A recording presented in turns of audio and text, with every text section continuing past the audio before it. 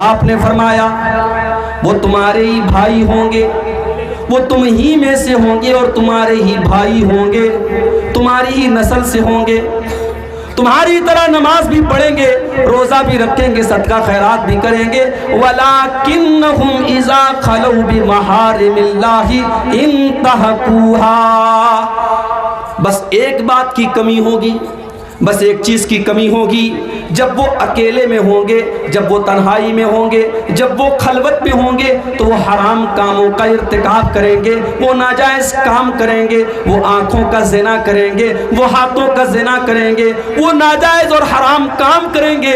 वो बज़ाहिर तो बड़े नेक होंगे, बज़ाहिर तो बड़े रोज़ेदार होंगे, वो लोगों के सामने तो बहुत नेक और बहुत परहेज़गार होंगे, लेकिन अकेले में उनसे बहुत सारे गुनाह सरज़द होंगे।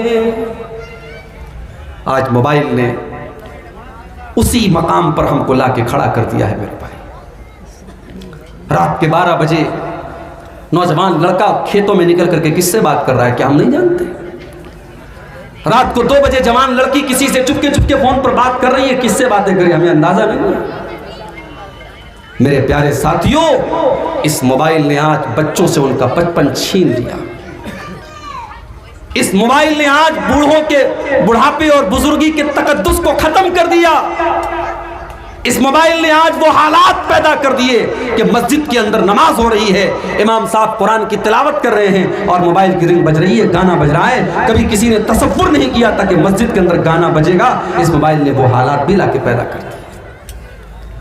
तो इस मोबाइल को अपनी मग़फ़िरत के रास्ते में रुकावट बनने मत दो मेरे भाई।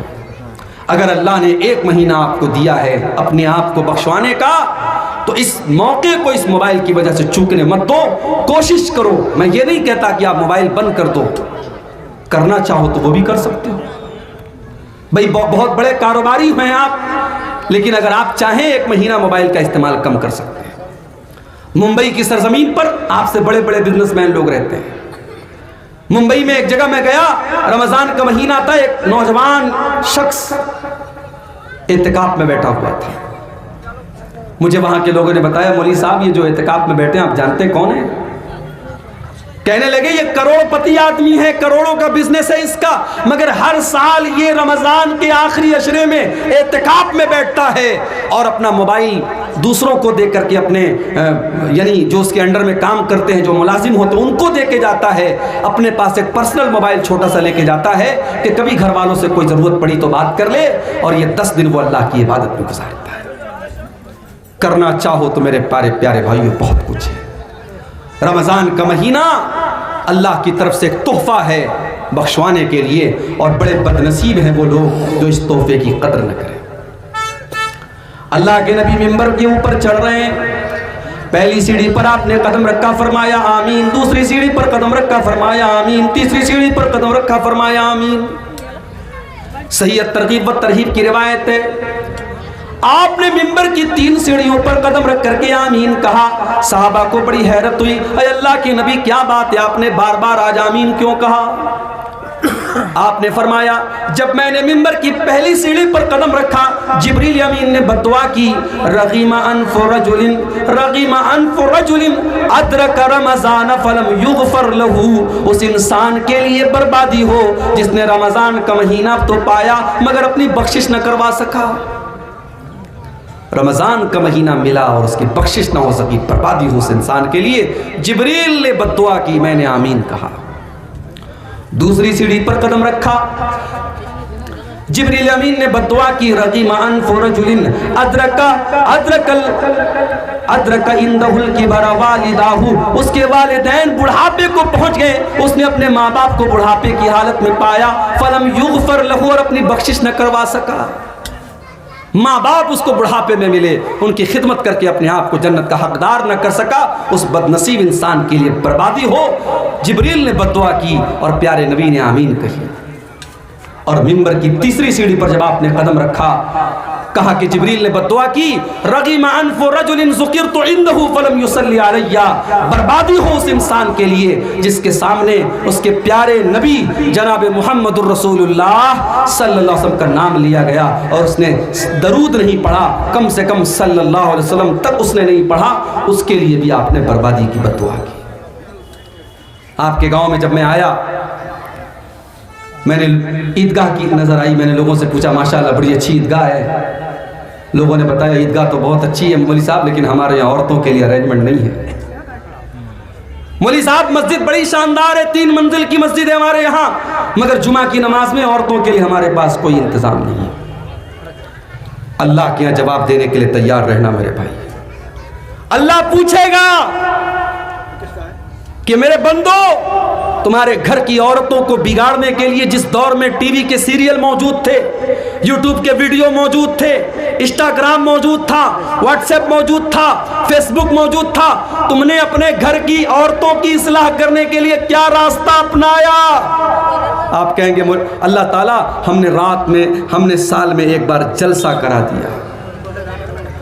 जब आपके घर की औरतों को दीन से दूर करने वाली चीजें 24 घंटे पेश की जा रही हैं, तो साल का एक दिन का जलसा, एक रात का जलसा मेरे भाइयों काफी नहीं है। ये बात याद रखिए। जुमा की नमाज में आप औरतों का इंतजाम नहीं रखते। मैं अपने यूपी में बनारस में जाके कहूं तो लोग हैरत करेंगे कि क्या अहले हदीसों के यहां भी ऐसा हो रहा है, लेकिन आपके बिहार और बंगाल में हो रहा है।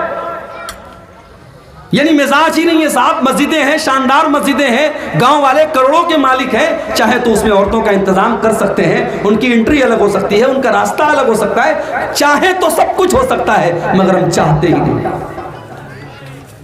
बंगाल के कितने इलाकों में गया, अहले हदीसों की मस्जिदों में 2-2 अजान हो रही है साहब जुमा के दिन। मैंने पूछा ऐसा क्यों हो रहा है? बोले मौलवी साहब एक जमाने से होता चला आया है। मैंने कहा तब हमें अपने आप को अहले हदीस नहीं कहना चाहिए, हमें अपने आप को अपने बाप दादा का मुकल्लिद कहना चाहिए। मुकल्लिद, अरे हमने अहले हदीसियत इसीलिए कबूल की है, हम किसी की तकलीद नहीं करते। जब हमने इमाम अबू हनीफा, इमाम मालिक, इमाम शाफई और इमाम अहमद इब्न हंबल जैसे बड़े बड़े इमामों की तकलीद नहीं की, तो अपने बाप दादा की तकलीद करेंगे हम? आज बंगाल के कितनी मस्जिदों में फर्ज नमाज के बाद मौलवी साहब हाथ उठा के दुआ कर रहे हैं, इज्तिमाई दुआ हो रही है, इमाम साहब दुआ कर रहे हैं, सारी पब्लिक आमीन कह रही है। क्यों हो रहा है मेरे भाई? ये तकलीदी जहन क्यों है आपके यहाँ? रमजान का महीना आ रहा है, कम से कम आप अपनी मस्जिदों में औरतों के लिए इंतजाम कराओ मेरे भाई। मैं आपकी गैरत को जगा रहा हूं। मेरे नौजवानों, अगर अपने कौम की औरतों को बचाना चाहते हो, अगर चाहते हो कि तुम्हारे गांव की लड़कियां और बहनें तुम्हारी कल आने वाले दिनों में जो हालात हैं मुर्तद न हो जाएं, तो अल्लाह के वास्ते अपनी बेटियों को ईमान सिखाओ, उनको इस्लाम सिखाओ, उनको कुरान और सुन्नत सिखाओ। और उसको सिखाने का सबसे सिंपल तरीका ये है कि कम से कम एक बात और बता दें, कुछ लोग यहाँ पर मतलब शादी ब्याह में दुल्हन के यहाँ कबूल कराती हैं। अगर कबूल सिस्टम अगर दुल्हन के यहाँ कबूल नहीं कराए जी, तो घर में ले जाकर फिर दोबारा शादी पढ़ाते हैं। हमारा शादी पढ़ाना भी इतना नहीं है उस पर जी। ये शेख साहब ने जो बात कही, हमारे यहाँ भी ये चीज़ एक रस्म और रिवाज बन चुकी है। जब निकाह होता है, मौलवी साहब जब निकाह पढ़ाने के लिए आते हैं, तो शरीयत का मसला क्या है कि लड़की से इजाज़त ले लेना काफ़ी है, और वो इजाज़त लड़की का बाप ले ले, लड़की के घर का कोई बड़ा जिम्मेदार ले ले, वो इजाज़त ले लेना काफ़ी है। निकाह पढ़ाने वाले का बाकायदा जा करके कि मोहतरमा फलाना बिनते फलां, आपका निकाह फलां बिन फलां के साथ हो रहा है, क्या आपको कबूल है? ये जो पूरा एक सिस्टम राइज है, ये कहीं कुरान और सुन्नत से साबित नहीं। लड़की के यहाँ इजाब कबूल की ज़रूरत नहीं, उसकी इजाज़त ले लेना काफ़ी है। मगर हमारे यहाँ साहब यानी इतना इसको रिवाज की अहमियत दे दी गई कि शेख साहब ने बताया अगर कहीं इस तरीके से लड़की के यहाँ अगर इजाब कबूल नहीं होता है तो निकाह को अधूरा माना जाता है, अलग से उसका निकाह कराया जाता है कि साहब हमारा निकाह अधूरा हो गया। मैं खुद निकाह पढ़ाने जाता हूँ, 3 बार इजाब कबूल कराने का हमारे यहाँ रिवाज है। अगर मैंने एक बार करा दिया तो साहब पीछे से आवाज़ें आने लगती, मौलवी साहब थोड़ा 1-2 बार और करा दीजिए। मैंने कहा अरे दुल्हे ने बोल दिया, आप सबने सुन लिया, मैं बहरा नहीं, आप बहरे नहीं, ज़रूरत क्या है? लेकिन रिवाज है, हमने रिवाजों को अपनी गर्दन पे टांग के रखा। उसमें कहा है कि चीज़ अपनाने के लिए एक बार ही काफ़ी है, लेकिन तोड़ने के लिए 3 बार करनी पड़ती है जी। तो रस्म रिवाज जो आपने लाद के रखे हैं उनको हटाइए मेरे भाई। आज यूपी के गाजीपुर के इलाके में गांव है, 12 गांव, कभी आपको मौका मिले तो ज़रूर जाइएगा। पूरा गांव अहले हदीस का गांव है, पूरा गांव पढ़े लिखों का गांव है, पुलिस में और आर्मी की सर्विस में वहां 70% लोग आपको मिल जाएंगे, पढ़े लिखे लोगों का गांव है। मगर अहले हदीस का घर है, मुसलमान का घर है, शादी हो रही है साहब, सुहाग की जो चीजें जाती हैं, शादी के मौके पर जो चीजें जाती हैं, उसमें सिंदूर भी जाता है औरत के मांग में भरने के, उसमें गैर मुस्लिमों की बहुत सारी रस्म रिवाज की चीजें भी जाती हैं। दुल्हन जब घर में आती है पहली बार तो कोई छोटा सा बच्चा उसकी गोद में दिया जाता है कि साहब ये बच्चे को गोद ले लेगी तो इसकी भी गोद भराई होगी, इसको भी अल्लाह ताला आगे चल के बेटा देगा। मंगलसूत्र भी भेजते हैं, मंगलसूत्र भेजा जाता है, उसको भी सुहाग की एक निशानी माना जाता है। इस्लाम के अंदर सुहाग की कोई निशानी नहीं, माफ कीजिए, शादीशुदा औरत के लिए उसके बदन में कोई निशानी नहीं है कि इस्लाम ने कहा कि हाँ ये शादीशुदा होने की औरत की अलामत है। हाँ, बस एक पहचान है कि जो शादीशुदा औरत रहेगी वो अपने शौहर के लिए सजेगी संवरेगी, उसको उसके सजने संवरने का हुक्म दिया गया। बाकी ये मंगलसूत्र और ये सिंदूर, ये तमाम की तमाम मुशरिकाना चीज़ें हैं, गैर मुस्लिमों की रस्में हैं, इस्लाम का उससे कोई ताल्लुक नहीं। बाकायदा एक दिन हल्दी हो रही है, हल्दी वाले दिन सारे दुल्हन के घर की लड़कियां हल्दी कलर का कपड़ा पहनती हैं। एक दिन मेहंदी की रस्म हो रही है, सारे घर की औरतें मेहंदी कलर का कपड़ा पहनती हैं। ये रस्म और रिवाज इन्होंने आज हालात ये पहुंचाए हैं कि गरीब बेचारा अपनी लड़की की शादी करने के पहले 1000 बार सोचता है मैं कहां से इंतजाम करूंगा साहब, मैं कहां से 100-200 लोगों को खाना खिलाऊंगा, मैं कहां से अपनी बेटी को इतने जोड़े कपड़े दूंगा, इतना जेवर दूंगा। आज गरीब के लिए चैलेंज बनता चला जा रहा है। मेरे प्यारे साथियों, अल्लाह के नबी दुनिया में रस्म और रिवाज को तोड़ने के लिए आए थे। कुरान कहता है मेरा नबी तुमको रस्म रिवाज की बेड़ियों से आज़ाद करने के लिए आया है, मेरे नबी तुमको रस्म रिवाज से आज़ाद करने के लिए आए हैं। मेरे प्यारे साथियों, उस नबी का कलमा अगर हम और आप पढ़ते तो अपने आप को इन रस्म रिवाज से आज़ाद करें और अपने घर की औरतों को भी इसके लिए तैयार करें। और इसके लिए आपको अपने घर की औरतों पर मेहनत करनी पड़ेगी। कम से कम आप जुमा की नमाज में और ईदैन की नमाज में बिल्कुल आप इंतजाम कीजिए औरतों का। और हमारे शमीम भाई हैं और हमारे गांव के और सारे लोग जिनको भी अल्लाह ने नवाजा है, मैं सबसे गुजारिश करूंगा कि इस साल आने वाली ईद पर मैं फ़ोन करके पूछूंगा कि आपके गांव की ईदगाह में औरतों का इंतजाम हुआ कि नहीं हुआ, और मैं इस उम्मीद के साथ यहां से जाऊंगा कि इंशाअल्लाह आप इसका इंतजाम करेंगे इंशाअल्लाह। मेरे भाइयों, रमज़ान का महीना जिस तरीके से आपके लिए तोहफा है, औरतों के लिए भी तोहफा है। हमारे यहाँ क्या होता है साहब, रमज़ान का महीना आया, हमने औरतों को किचन में झोंक दिया, तुझे ये बनाना है, तुझे वो बनाना है, तुझे वो बनाना है। जो आइटम साल के 11 महीने नहीं खाए जाते वो रमज़ान में खाए जाते हैं। और बड़े फ़ख्र से लोग कहते हैं मौलवी साहब मेरी बीवी तो ये बना के खिलाती है, ये बना के खिलाती है। अरे अल्लाह के बंदे, ये एक महीना खाने पीने का महीना नहीं है, ये एक महीना इबादत का महीना है।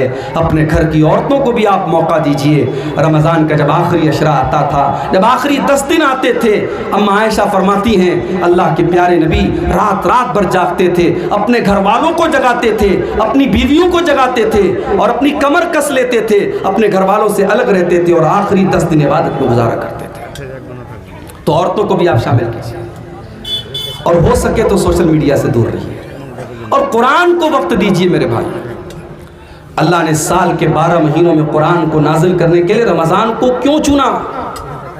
शहरु रमज़ान अल्लज़ी उन्ज़िला फ़ीहिल कुरान, रमज़ान का महीना वो है जिसमें कुरान को उतारा गया। हुदल लिन्नास, ये कुरान सारी मानवता को रास्ता दिखाता है।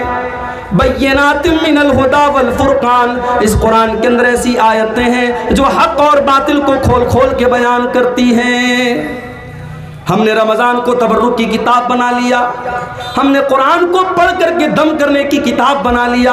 कुरान तो दिल की बीमारियों के लिए शिफा है, कुरान तो हिदायत की किताब है। कम से कम रमज़ान में आप इस कुरान पर गौर कीजिए मेरे भाइयों, इस कुरान को पढ़ करके समझ करके पढ़ने की कोशिश कीजिए। और एक बात याद रखिए, जब आप कुरान की तिलावत करेंगे उसकी खैर व बरकत आप अपने जिस्म के ऊपर भी महसूस करेंगे, अपने मिजाज के ऊपर भी महसूस करेंगे।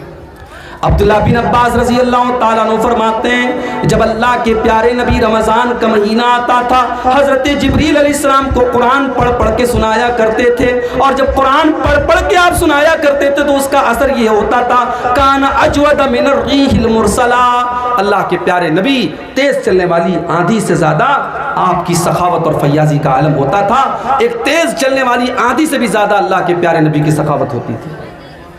तो आप कुरान की तिलावत को आप आने वाले रमज़ान में मामूल बनाइए। अपने नौजवानों से एक बात कहना चाहूँगा, रमज़ान के महीने में आपने देखा होगा कि बहुत सारे नौजवान दिन में तो माशाअल्लाह रोज़ा रखते हैं, रात में बैठ कर के मोबाइल पर उल्टी सीधी चीज़ें देखते हैं। रमज़ान का दिन जैसे बरकत वाला दिन है वैसे रात उसकी बरकत वाली है।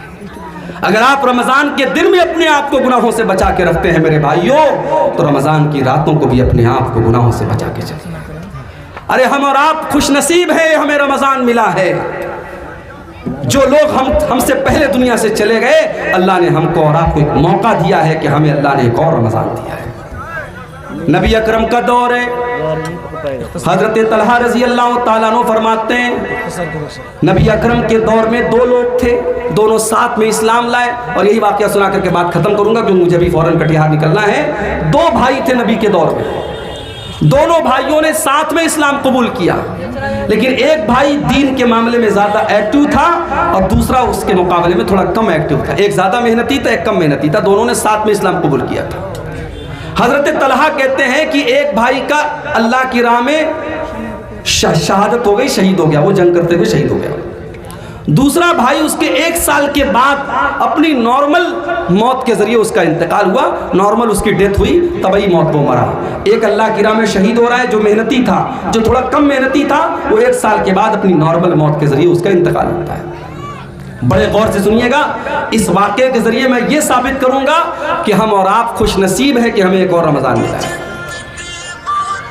जब दोनों लोगों का इंतकाल हो गया, हज़रत तलहा रज़ी अल्लाह ताला अन्हु फरमाते हैं कि मैंने ख्वाब देखा, ख्वाब में मैंने देखा कि जन्नत से एक फरिश्ता निकला और उसने उन दोनों भाइयों में से जिस भाई का इंतकाल बाद में हुआ था उसको पहले वो जन्नत में लेके गया, उसके बाद वो फिर वापस आया और जिसका इंतकाल पहले हुआ था, जो दीन के मामले में मेहनती था, जो अल्लाह की राह में शहीद हुआ था, उसको वो बाद में जन्नत में लेके गया। और फिर वो फरिश्ता मेरे पास आया और मुझसे कहा कि तेरे अभी जन्नत में जाने का टाइम नहीं आया है। उसके बाद हज़रत तलहा कहते मेरी नींद खुल गई। अब जब मैंने अपना ये ख्वाब सहाबा के सामने बयान किया तो सहाबा को बड़ी हैरत हुई कि ऐसा कैसे हो सकता है। अल्लाह की राह में शहीद होने वाला और अल्लाह के दीन के लिए ज़्यादा मेहनत करने वाला इंसान बाद में जन्नत में जा रहा है, और जो उसके मुकाबले में कम मेहनत करता था और जिसका इंतकाल भी नॉर्मल तरीके से हुआ है वो पहले जन्नत में जा रहा है। ये बात सहाबा ने कहा हमको समझ में नहीं आ रही है। जब ये मामला अल्लाह के प्यारे नबी जनाब मोहम्मद रसूलुल्लाह सल्लल्लाहु अलैहि वसल्लम के सामने आया, आपने फरमाया कि क्या तुम्हें ताज्जुब हो रहा है तलहा के ख्वाब के ऊपर?